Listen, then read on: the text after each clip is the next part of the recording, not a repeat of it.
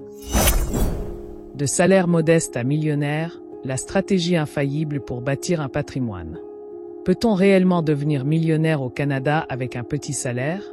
La réponse est un grand oui. En effet, contrairement aux idées reçues, l'accumulation de richesses ne dépend pas seulement du montant de vos revenus, mais il dépend surtout de la manière dont vous les utilisez. Dans cette histoire inspirée de faits réels, nous suivrons le parcours de Sarah, une Montréalaise au salaire modeste qui a su bâtir un patrimoine impressionnant grâce à l'investissement immobilier. Grâce à sa discipline, sa patience et ses choix stratégiques, elle a transformé sa situation financière de manière spectaculaire. Pour préserver son anonymat, certains éléments ont été modifiés, mais les enseignements de son expérience restent intacts. Curieux de découvrir ses stratégies et ses conseils pratiques? Restez avec nous jusqu'à la fin pour des astuces concrètes et des citations inspirantes qui pourraient bien changer votre perspective sur l'enrichissement. Bonjour et bienvenue sur ma chaîne Shelba Mindset. Ici, nous parlons immobilier, développement personnel, investissement en bourse. Si de tels sujets vous intéressent, alors abonnez-vous à ma chaîne pour ne pas rater mes prochaines vidéos. Le point de départ de Sarah. Sarah, une jeune femme de 24 ans, mène une vie ordinaire à Montréal et travaille dans un bureau au centre-ville. Avec un salaire annuel de 50 000 $, soit environ 4 200 $ par mois, elle fait face aux mêmes réalités financières que de nombreux Canadiens: loyer, transport, épicerie et une dette de carte de crédit. Malgré les défis, Sarah rêvait d'une vie meilleure. Plutôt que de se plaindre de son salaire, elle a choisi de prendre en main ses finances. Sa première étape a été d'établir un budget détaillé, en analysant ses revenus et en identifiant ses principales dépenses. Grâce à cette prise de conscience, Sarah a adopté la règle du 50, 30, 20. 50% de ses revenus sont dédiés aux besoins essentiels, 30% aux loisirs et 20% à l'épargne et aux investissements. Cette discipline financière lui a permis de mieux gérer son argent et de poser les bases de son futur succès financier. Les premières étapes de Sarah. Dès le début, Sarah a compris que pour devenir millionnaire, elle devait se former. Passionnée de lecture, elle s'est auto-formée en explorant des ouvrages comme L'investissement immobilier pour les nuls de Laurence Bocara et Catherine Sabat, ainsi que L'homme le plus riche de Babylone de Georges Clason. En parallèle, elle a consulté des ressources canadiennes spécialisées, notamment les sites de l'Association canadienne de l'immeuble, ACI, et de la Corpic. Grâce à ces apprentissages, elle a acquis les bases de l'investissement, avec une affinité particulière pour l'immobilier. Elle a rapidement compris que pour s'enrichir, il ne suffit pas de travailler dur, mais de faire travailler son argent intelligemment. Son éducation financière est ainsi devenue le moteur de sa réussite. Comme le souligne Robert Kiyosaki, l'éducation financière est la clé de la liberté. Si vous aussi vous voulez commencer à investir, mais vous ne savez pas par où commencer, abonnez-vous à ma chaîne pour des conseils pratiques chaque semaine. Sarah commence à investir dans l'immobilier. Sarah a toujours eu un esprit pratique et une vision claire de son avenir financier. Avec la somme de 20 000 $ qui dormait inutilement dans ses comptes bancaires, elle a décidé de l'investir intelligemment plutôt que de laisser cet argent stagner. Après quelques recherches, elle a acheté un duplex à Laval, une ville en pleine croissance. Elle a choisi de vivre dans l'un des appartements et de louer l'autre unité. Cette décision s'est rapidement révélée payante. Le loyer perçu chaque mois couvre une grande partie de son prêt hypothécaire, ce qui allège considérablement ses frais de logement. Sarah est ravie de voir comment cet investissement lui permet de vivre confortablement tout en construisant son patrimoine. Au fil du temps, elle a appris à gérer efficacement sa propriété, à entretenir les lieux et à sélectionner des locataires fiables. Cette expérience lui a donné confiance en ses capacités d'investisseuse. Elle envisage déjà d'acheter un autre bien immobilier pour diversifier ses revenus. Sarah décide de diversifier ses investissements. Pendant que Sarah développe son expérience en immobilier, elle reste fidèle à la règle de gestion financière 50, 30, 20.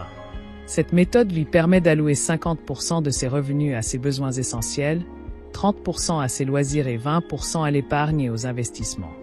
Grâce à cette discipline, elle a commencé à investir en bourse, utilisant à la fois les revenus locatifs de son duplex et l'épargne issue de son salaire.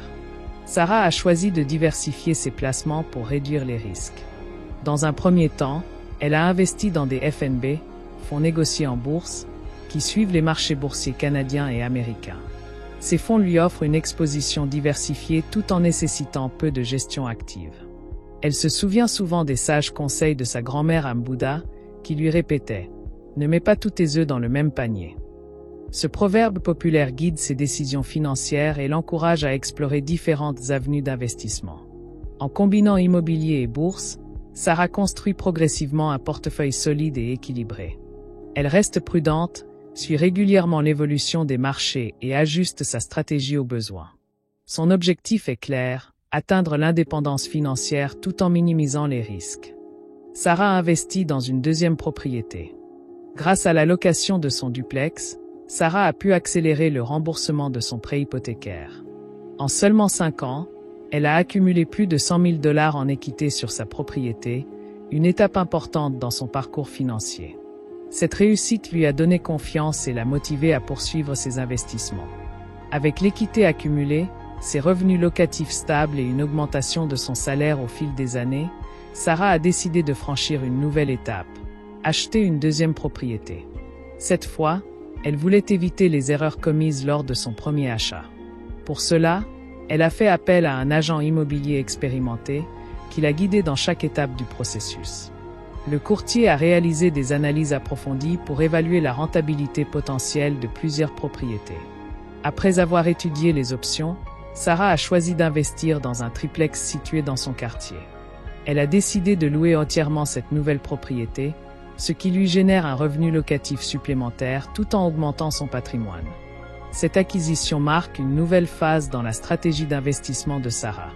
Elle diversifie ses sources de revenus et renforce sa stabilité financière. En apprenant de ses expériences passées et en s'entourant de professionnels compétents, Sarah continue de bâtir un avenir prospère. À seulement 35 ans, soit 11 ans après avoir fait ses premiers pas dans l'investissement immobilier, Sarah possède un patrimoine dépassant les 2 millions de $.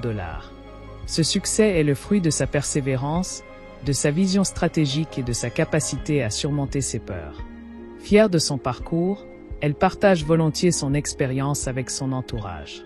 Lors de discussions entre amis, elle aime citer Jacques Canfield qui disait que « Tout ce que tu veux est de l'autre côté de la peur ». Cette phrase résume parfaitement son état d'esprit et encourage ceux qui hésitent encore à franchir le pas de l'investissement. Sarah est la preuve que la patience et l'audace peuvent mener à une liberté financière insoupçonnée. Pour conclure, l'histoire de Sarah nous enseigne plusieurs principes essentiels pour bâtir sa richesse. 1. Se lancer tôt. Plus vous commencez jeune, plus vos investissements auront le temps de croître et de générer des bénéfices. 2. Faire preuve de discipline. Investir régulièrement, même avec de petites sommes, permet de construire un patrimoine solide sur le long terme. 3. Se former continuellement. Acquérir des connaissances en finance et en investissement est indispensable pour prendre des décisions avisées et éviter les erreurs coûteuses.